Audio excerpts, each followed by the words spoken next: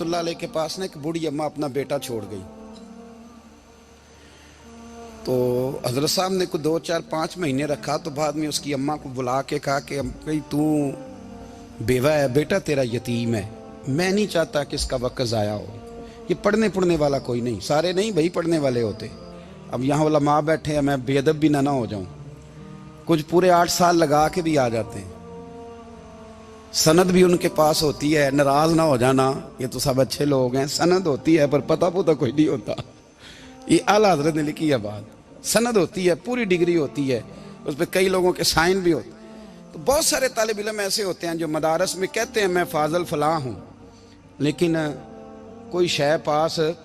तो मौलाना सरदार अहमद साहब मुहद्दिस आज़म पाकिस्तान रहमतुल्लाह अलैह उस बूढ़ी को कहने लगे तेरा बेटा कुंद देना है, पढ़ना पढ़ाना इसने कुछ भी नहीं, तो यतीम बच्चा है, कल को तो कहेगी कि मेरे बेटे ने वक्त ज़ाया किया तो वापस ले जाओ। बूढ़ी अम्मा रोने लग गई, कहने लगी मैं पढ़ाने तो नहीं लाई थी, मैं तो आपको रब का वली समझती हूँ, मैं तो नौकरी कराने लाई थी, नौकरी। हजरत अनस बिन मालिक कहते हैं मेरी अम्मा भी हुजूर की बारगाह में दे गई थी, तो हुजूर की बारगाह में ये नहीं कहा था कि या रसूलल्लाह पढ़ा दें, हाँ हाँ मैं जिम्मेदारी से बात कर रहा हूँ।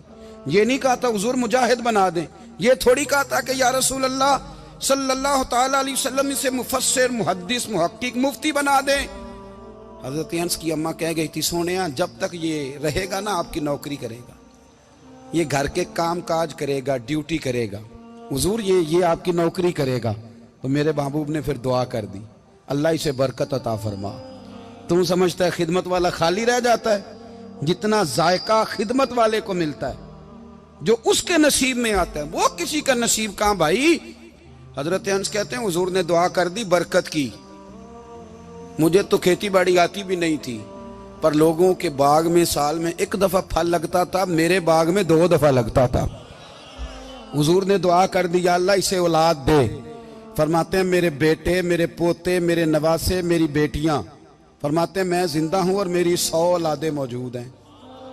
परेशान हो गया 100 सुन के कि बच्चे 2 ही अच्छे, 100 औलादे मेरी मौजूद हैं। हजरत अनस बिन मौलाना सरदार अहमद साहब के पास ना छोड़ गई बच्चा, कहने लगी हजरत जी मैं को पढ़ाने के लिए थोड़ा छोड़ गई हूँ, मैं तो इसलिए छोड़ के गई हूँ कि आप मेहरबानी करें खिदमत कराएं। तो हजरत जी कहने लगे कोई ऐसा काम ही नहीं, खिदमत वाला क्या कराऊं। कहने लगी पट्ठे पवा लिया करो जी।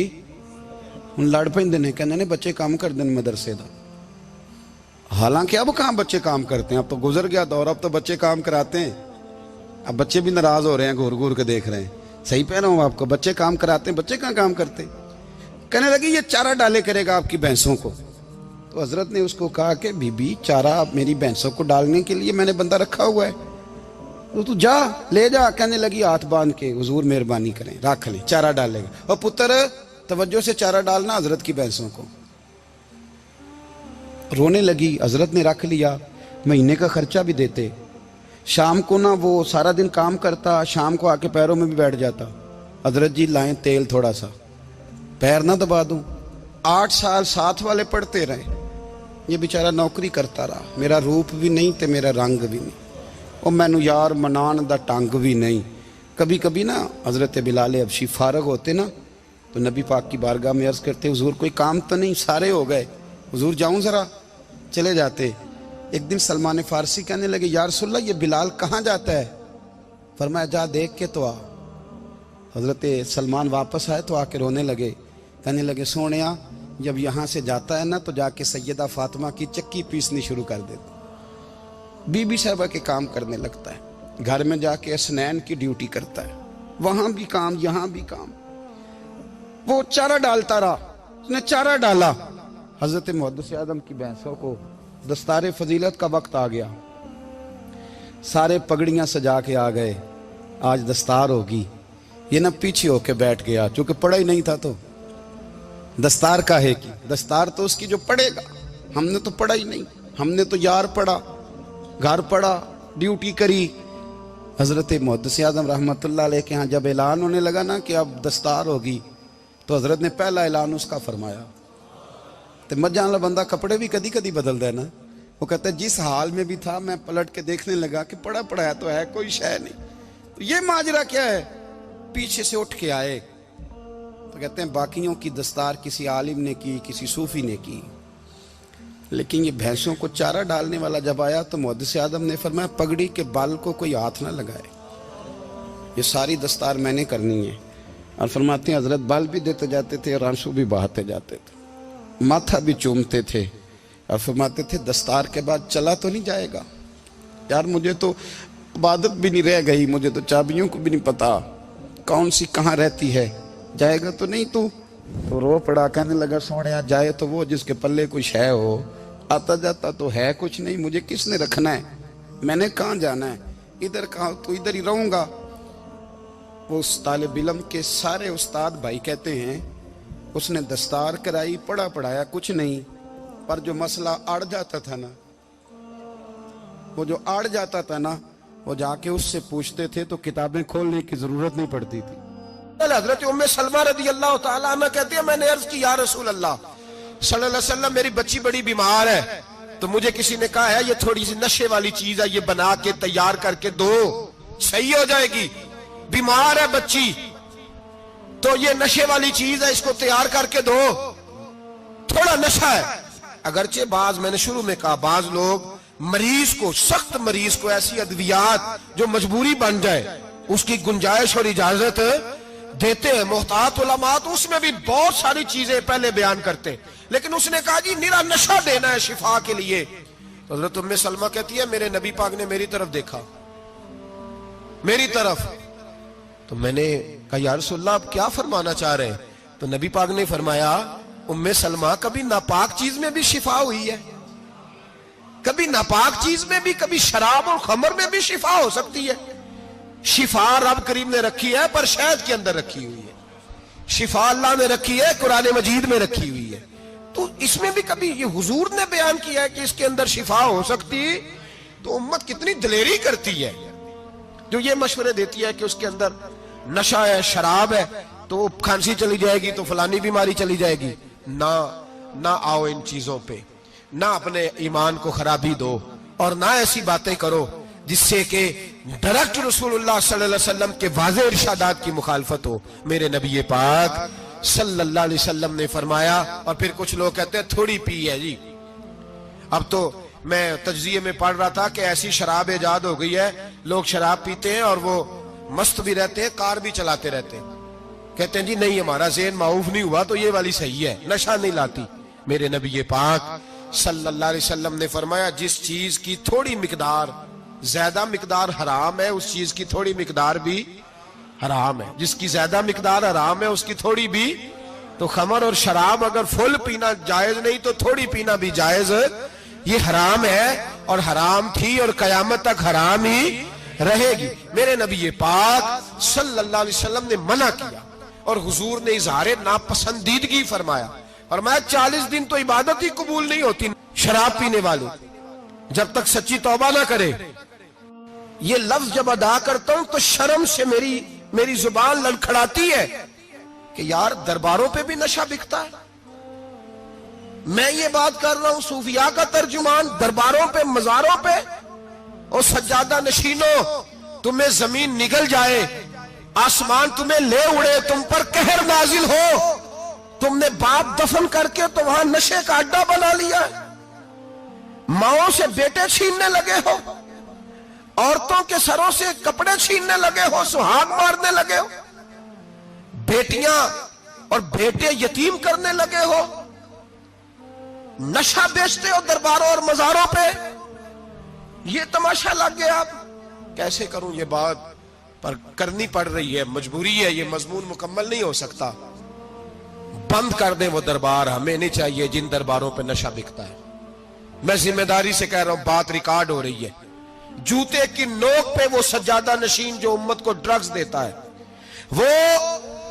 वो सज्जादा नशीन का डेरा नहीं, वो गंद का अड्डा है, वहां से फैज नहीं मिल रहा, उम्मत की तबाही हो रही है। बता दो, फैला दो, इसको एतराज करना है करो।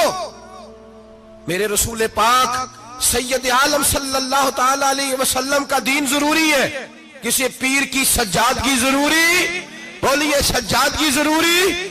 बड़ी जिम्मेदारी से कह रहा हूं और नुमाइंदगी कर रहा हूं अपनी जमात की। نہ ہمارے بزرگوں نے کل اس کی حمایت کی تھی، نہ آج کرتے ہیں، نہ قیامت تک کریں گے۔ بند کر دیں وہ دربار اور مزار۔ بزرگ دنیا میں یہ کام کرنے آئے تھے، اور ہماری سوچ اتنی گر گئی ہے، اتنے ہم کمزور ہو گئے۔ کہتے ہیں جب اس کو چڑھ جاتی ہے تو پھر بڑی معرفت کی باتیں سناتا ہے۔ تجھے شرم نہیں آئی یہ لفظ کہتے ہوئے؟ اب نشئی تجھے معرفت سکھائے گا؟ اب تو شرابی سے، بھنگی چرسی سے دین سیکھے گا؟ کہتے ہیں اس نے پی ہوئی تھی، چڑھی ہوئی تھی، بات کر دی تو میرا کام بن گیا۔ اتنی گندی اور میلی سوچ صاحب ایمان کی ہوتی ہے، تو اب نشیوں سے جا کر دعائیں کرائے گا؟ سن، میرے نبی پاک صلی اللہ علیہ وسلم نے فرمایا جو شراب پی لے، نشہ کر لے، اس کی تو 40 دن تک عبادت رب قبول نہیں فرماتا۔ تو کہتا چڑھی ہوئی تھی تو اس نے دعا کر دی، تجھے شرم ہی نہیں آئی بات کرتے؟ حیا ہی نہیں کیا تو نہ جملہ بولتے؟ یہ کوئی تصوف اور طریقت ہے؟ جاؤ اٹھا کے لے جاؤ۔ ایسی کوئی تصوف اور طریقت ہمیں نہیں چاہیے، ہمیں وہ والی طریقت چاہیے جس میں خدا کے قرآن کی بات ہوتی ہے اور محمد مصطفیٰ کے فرمان کی بات ہوتی ہے صلی اللہ علیہ وسلم۔ تو بھائی یاد رکھو، یہ کوئی طریقہ نہیں۔ ایک مزار ہے، مجھے ایک صاحب کہنے لگے آ جائیں یہاں بھی فاتحہ پڑھیں۔ میں نے کہا یہاں کیا ہے؟ کہنے لگے تھے تو بابا جی نشہ وشہ کرتے، پر اب سنا ہے لوگوں کی منتیں بڑی پوری ہوتی ہیں۔ مجھے جذبات بڑے کم آتے ہیں۔ میں نے اس آدمی کو گریبان سے پکڑ لیا، میں کہ ادھر ہٹ، وہ تو نشہ کرتا تھا اور تو جاتا تھا، تیری یہ کیسے طاقت ہوئی؟ تو نے مجھے مشورہ دے دیا، تو ہمیں کمزور سمجھتا ہے؟ ہم کمزور ایمان کے لوگ ہیں، اور میں یہاں تجھے کہوں گا نہیں نہیں میں یہاں نہیں جاتا، میں وہاں جاتا ہوں۔ بالکل کوئی لگی لپٹی بات نہیں، کھری بات۔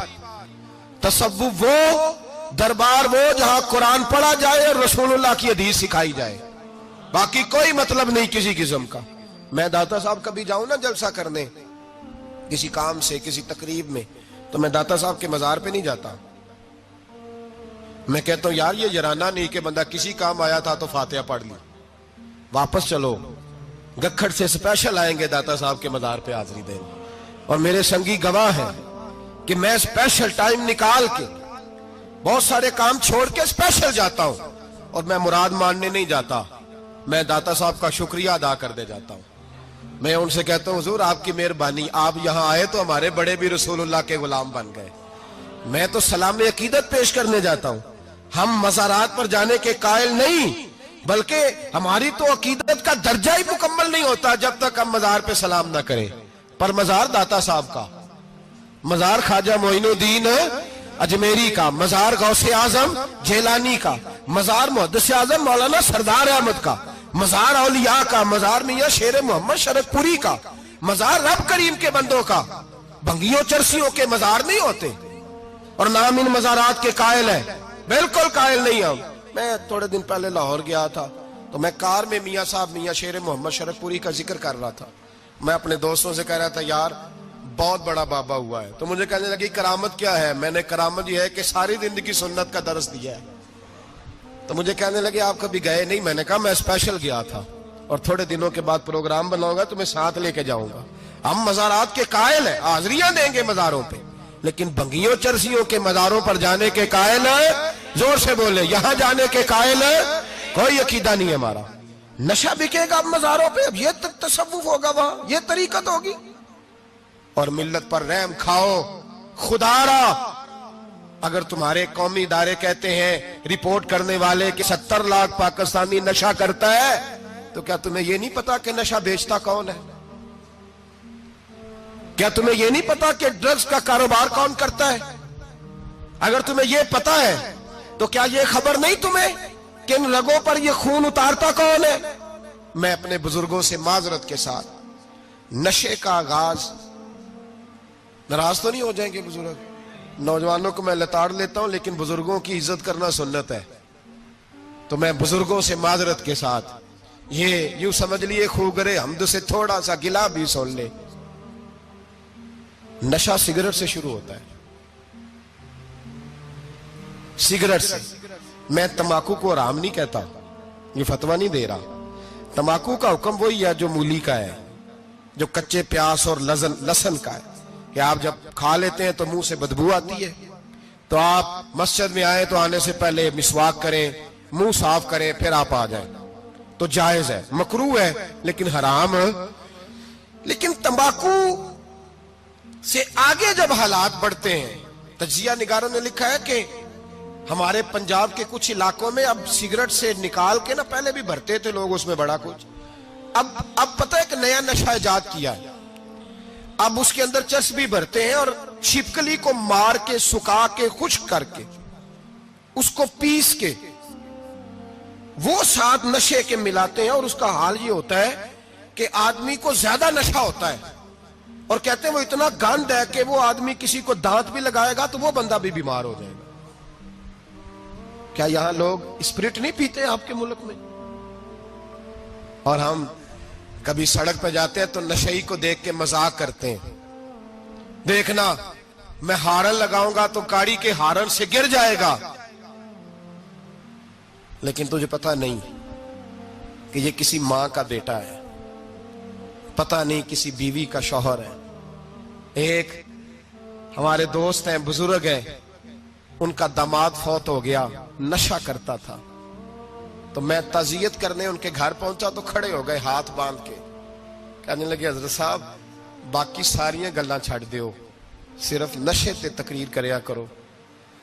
وہ جب جیتا تھا تو تب بھی اس کے بچے یتیم ہی تھے، یتیم ہی تھے۔ میری بیٹی جب میرے گھر آتی تھی اور میں اپنے پوتوں کے اتنے کپڑے اسے پہننے کو دیتا تھا تو میرا کلیجہ پھٹتا تھا، اور میری بیٹی اس کی زندگی میں بھی بیوہ کی زندگی گزار رہی تھی، وہ میری بہوؤں کے اترے ہوئے کپڑے پہنتی تھی، کوئی دعا کرو، کوئی جلسے کرو، یہ لت ختم ہو جائے۔ اور کہنے لگا اب میرے وہ چلا تو گیا ہے، دادا دادی اس کے پہلے کوئی نہیں، چچا ہے کوئی نہیں، جب تک تو میں زندہ ہوں ان نواسوں کو کوئی روٹی کا لقمہ، کوئی کپڑا مل جائے گا، لیکن سوچتا ہوں میں بوڑھا ہوں، مر گیا تو ان کو کوئی پوچھے گا بھی نہیں، کون ان کی خبر۔ اتنا ظلم اس قوم سے، اتنی زیادتی، اور آرام سے لکھ کر لوگ گزر گئے کہ یہ 70 لاکھ ہے، ان کا درد تو سمجھو، تکلیف تو سمجھو۔ 7 فٹ کا سونا جوان اور نشے کا عادی ہے تو کسی نالی میں پڑا ہوا ہے۔ اور میں نے کہا اس قوم کے ساتھ اس سے بڑا بھیانک مذاق کیا ہوگا؟ کوئی دانشور تھا بڑا ظالم، اس ظالم سے کوئی مشورہ لینے آیا، اس نے آ کے کہا تو بڑا ظالم ہے، بڑے کڑوے مشورے دیتا ہے، میرا ایک دشمن ہے، میں اس سے بدلہ لینا چاہتا ہوں، میرا دل کرتا ہے اس کا بچہ قتل کر دوں تاکہ وہ تڑپے۔ تو ظالم نے کہا اسے قتل نہ کر، وہ تو اس کا باپ 2-4 مہینے رو کے چپ کر جائے گا، پھر میں سخت سزا دینا چاہتا ہوں، مشورہ دے۔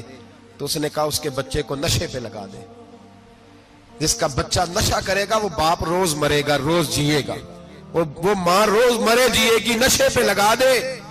اس قوم کے ساتھ سب سے بڑا ظلم یہ ہوا کہ ملت کا جوان نشے پہ لگ گیا، ڈرگز پہ لگ گیا، اتنے تباہ حالات ہوئے کہ جوان چڑھتی جوانیاں، اماں نے کتاب دے کے بھیجا تھا، اور کالج سے واپس آئے تو نشے کے ٹیکے ہاتھوں میں پکڑے ہوئے، ٹیکے۔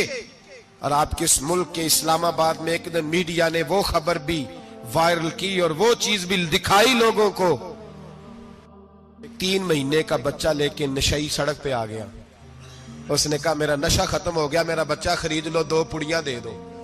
تو وہاں بیبیاں جو سن رہی تھی وہ بھی چیخے مار کے رو رہی تھی۔